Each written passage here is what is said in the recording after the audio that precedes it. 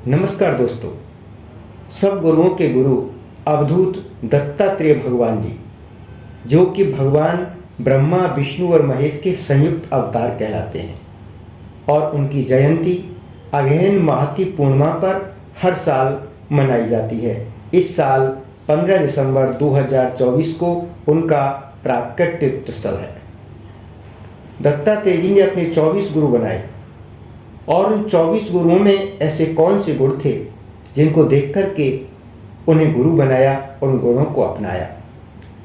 दोस्तों, दत्तात्रेय भगवान के जीवन की सीख जो उन्हें गुरुओं से मिली है, यदि थोड़ी सी भी हमने अपनी ज़िंदगी में उसे ले लिया तो बहुत सारे दुख हमारे समाप्त हो सकते हैं। तो चलते हैं, इस वीडियो में हम दत्तात्रेय भगवान के 24 गुरुओं का वर्णन करते हैं कि वो कौन कौन थे और उनमें किस गुण के कारण दत्तात्रेय जी ने उनको अपना गुरु बनाया। सर्वप्रथम गुरु दत्तात्रेय जी ने कहा कि मेरी गुरु पृथ्वी है। मैंने पृथ्वी से उसके धैर्य और क्षमा की शिक्षा ली है। लोग पृथ्वी पर कितना आघात और क्या क्या उत्पात नहीं करते, परंतु वह ना तो किसी से बदला लेती है और ना रोती चिल्लाती है। संसार के सभी प्राणी अपने अपने प्रारब्ध के अनुसार चेष्टा कर रहे हैं। वे समय समय पर भिन्न भिन्न प्रकार से जाने या अनजाने में आक्रमण कर बैठते हैं, लेकिन धीर पुरुष को चाहिए कि उनकी व्यवस्था समझे, ना तो अपना धीरज खोए और ना क्रोध करे, अपने मार्ग पर ज्यों का त्यों चलता रहे। पृथ्वी पर खड़े पर्वत और वृक्ष से भी मैंने ये शिक्षा ग्रहण की कि जैसे उनकी सारी चेष्टाएं सदा सर्वदा दूसरों के हित के लिए ही होती हैं, बल्कि यूँ कहना चाहिए कि उनका जन्म ही एकमात्र दूसरे का हित करने के लिए हुआ है। साधु पुरुष को चाहिए कि उनकी शिष्यता स्वीकार करके उनसे परोपकार की शिक्षा ग्रहण करें। दूसरा गुरु पिंगला वैश्य, जिसका नाम था। कहते हैं दत्तात्रेय भगवान की पिंगला नाम की एक वैश्या थी। ये पिंगला नाम की वैश्या प्रतिदिन श्रृंगार करके बैठ जाती थी और गलत काम करके खूब धन कमाती थी। रात बीत गई, तब मन में उसकी गिलानी हुई और वैराग्य हो गया। वो कहती है कि सच में आशा ही दुख की जड़ है। जब तक संसार से आशा है तब तक दुख है, लेकिन जब यह आशा भगवान के प्रति हो जाती है तो आनंद ही आनंद हो जाता है। वैश्या कहती है कि मैंने संसार के लोगों से सुख की आशा रखती हूँ जो खुद दुखी हैं। मेरे हृदय में भगवान विराजमान हैं, लेकिन मैंने संसार के अलावा कहीं और देखा ही नहीं। बस यही गलती कर दी मैंने। पूर्ण वैराग्य हो गया उस पिंगला को। उसने सोचा, अब तक मैंने बड़ी भूल की, अब मैं अपना अमूल्य समय नष्ट नहीं करूँगी। भगवान दत्तात्रेय जी ने उनसे सीख ली कि सिर्फ पैसों को महत्व नहीं देना चाहिए। जब पिंगला के मन में वैराग्य जागा तो उसे समझ आया कि पैसों में नहीं बल्कि परमात्मा के ध्यान में असली सुख है। कबूतर। दत्तात्रेय ने देखा कि कबूतर का जोड़ा जाल में फंसे बच्चों को देखकर खुद भी जाल में फंस जाता है।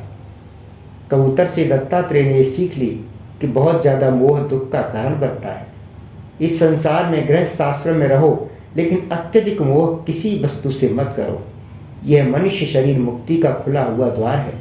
इसे पाकर भी जो कबूतर की तरह अपने घर गृहस्थी में ही फंसा हुआ है, वह बहुत ऊंचे तक चढ़ने के बाद नीचे गिर रहा है। शास्त्रीय भाषा में कहें तो उसे आरूढ़चित, ऊंचे स्थान से गिरने वाला कहा जाता है। सूर्य। दत्तात्रेय जी ने सूर्य से ये सीखा कि अलग अलग माध्यमों से अलग अलग तरह का सूर्य दिखाई देता है। अर्थात हमारी आत्मा भी एक ही है, लेकिन ये भी सूर्य की तरह ही कई रूपों में दिखाई देती है। वायु। जिस तरह अच्छी या बुरी जगह पर बहने के बाद भी वायु का मूल रूप नहीं बदलता है, ठीक उसी तरह अच्छे या बुरे लोगों के साथ रहने पर भी हमें अपने गुण छोड़ने नहीं चाहिए।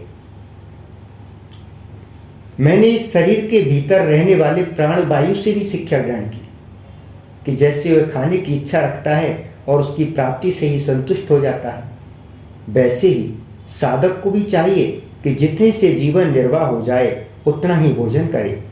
इंद्रियों को तृप्त करने के लिए बहुत से भोग की इच्छा न करे। संक्षेप में उतने ही विषयों का उपयोग करना चाहिए जिनसे बुद्धि खराब न हो, मन बेचैन न हो और वाणी व्यर्थ की बातों में न लग पाए। हिरन से सीखा कि उछल कूद, संगीत, मौज मस्ती में हिरन इतना खो जाता है कि उसे अपने आसपास शेर या अन्य किसी हिंसक जानवर के होने का आभास ही नहीं होता है और वह मारा जाता है। इससे यह सीखा जा सकता है कि हमें कभी भी मौज मस्ती में इतना लापरवाह नहीं होना चाहिए। हमें ध्यान रहना चाहिए कि हमें एक दिन प्रभु के पास जाना है, इसलिए उसका ध्यान रखना आवश्यक है।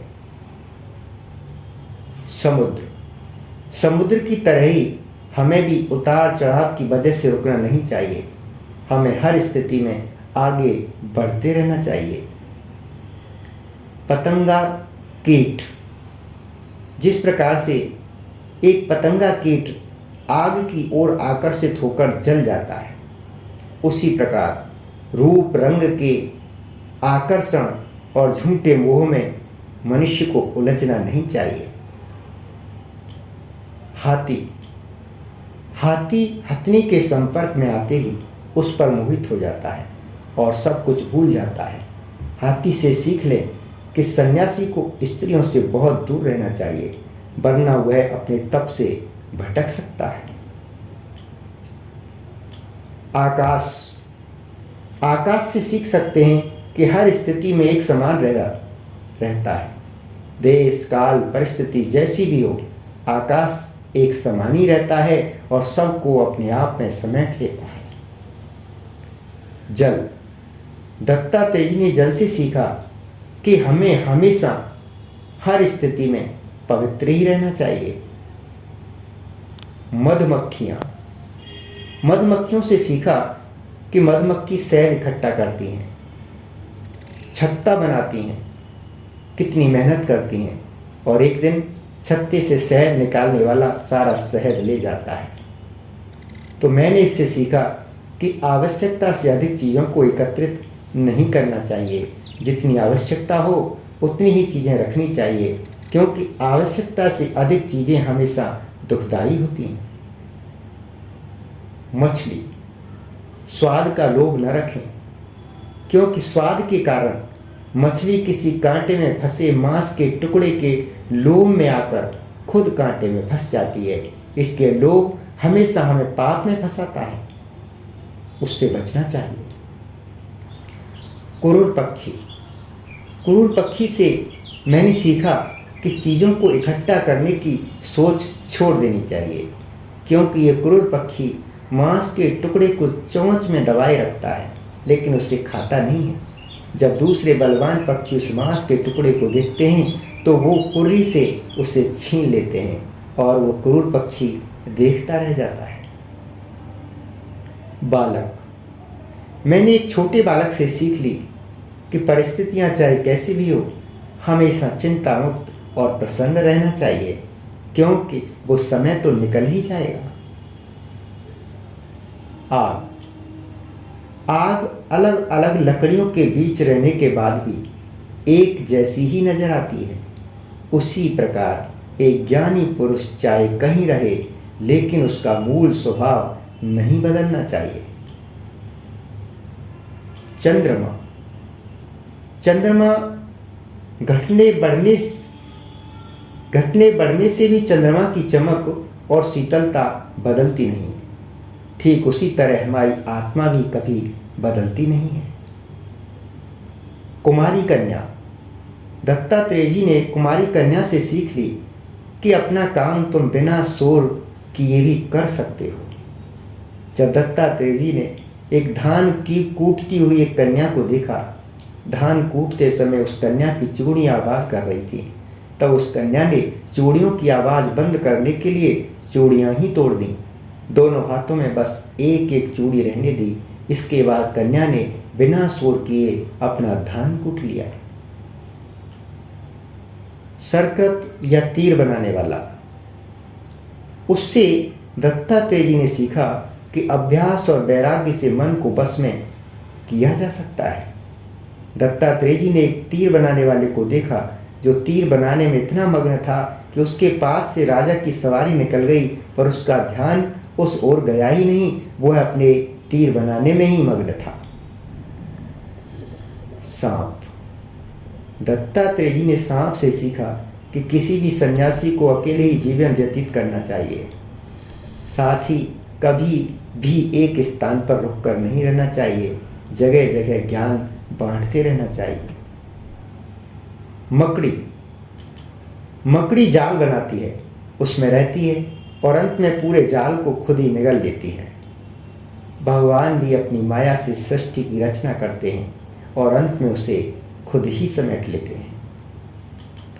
भृंगी कीड़ा। दत्तात्रेय जी ने देखा कि इस कीड़ा जिस किसी से भी मिलता है उसे अपने जैसा बना लेता है। तो दत्तात्रेय जी ने इस कीड़े से सीखा कि हमारा मन भृंगी कीड़े की तरह है। इसे अच्छी या बुरी जहाँ जैसी सोच में लगाएंगे मन वैसा ही हो जाता है। इसलिए हमेशा मन को भगवान में लगाओ, जिससे तुम खुद भगवान ही हो जाओ। भौरा अलग अलग फूलों से पराग ले लेते हैं। उसी प्रकार हमें भी जहाँ से सार्थक बात सीखने को मिले उससे ग्रहण कर ही लेना चाहिए। अजगर से सीखा कि हमें व्यर्थ में बहुत ज़्यादा भागदौड़ नहीं करनी चाहिए, हमें थोड़ा संतोषी होना चाहिए। जो मिल जाए उसे खुशी खुशी स्वीकार कर लेना चाहिए और इसी से मन प्रसन्न रहता है। तो दोस्तों, ये 24 गुरु दत्तात्रेय जी ने बनाए और इनसे जो जो गुण थे वो अपने जीवन में ढाल लिए और उसी के कारण वो सदा आनंदित महसूस करते थे। सदा ही मन में संतोष और एक अपार आनंद की अनुभूति उनको होती थी। इसलिए राजा यदु ने दत्तात्रेय महाराज से उनकी इस आनंदित होने का राज पूछा। तब उन्होंने अपने 24 गुरुओं के बारे में बताया कि देखो राजन, मेरा गुरु मेरी आत्मा ही है, परंतु मैंने शिक्षा इन लोगों से ली है जो 24 हैं। और वो पूरा वृत्तांत उन्होंने राजा यदु को बताया और आपको इस वीडियो में देखने को मिला। तो दोस्तों, वीडियो आपको कैसे लगी हमें कमेंट बॉक्स में अवश्य लिखें और हमारे चैनल को लाइक करें, सब्सक्राइब करें। जय श्री राधे, जय श्री कृष्ण।